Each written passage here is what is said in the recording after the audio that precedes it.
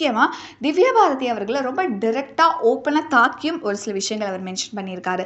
என்ன போட்டிருக்காரு அப்படின்னா, இந்த ஒரு போஸ்ட்டில் என்ன ஷார்ட்ஸ் இது, என்ன எடிட்டிங் இது, சுத்தமாக நல்லா இல்லை, ரொம்ப மொக்கையாக இருக்குது. அண்ட் என்னங்க சாங் இதெல்லாம் ரொம்ப சுமாராக இருக்குது, நல்லாவே இல்லை. அண்ட் ஆல்சோ சில்லக்கா அப்படிங்கிற வேர்டை வந்து மென்ஷன் பண்ணியிருக்காரு.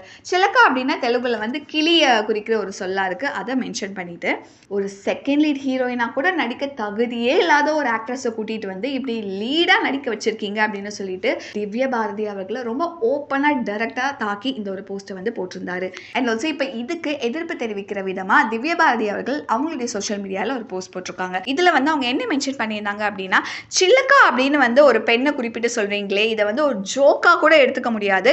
அண்ட் ஆல்சோ இது வந்து நீங்கள் ஒரு ஜெண்டரை பேஸ் பண்ணி, அதாவது பெண் அப்படிங்கிற ஒரு ஜெண்டரை வந்து பேஸ் பண்ணி நீங்கள் இழிவுபடுத்துகிற விதமாக இருக்குது. அண்ட் ஆல்சோ இது முதல் வாட்டி நடக்கிறது கிடையாது. அவர் வந்து ஷூட்டிங் ஸ்பாட்டில் கூட அந்த டைரக்டர் வந்து இப்படி தான் வந்து ரொம்ப டிஸ்ரெஸ்பெக்ட்ஃபுல்லாக வந்து பேசுவார்.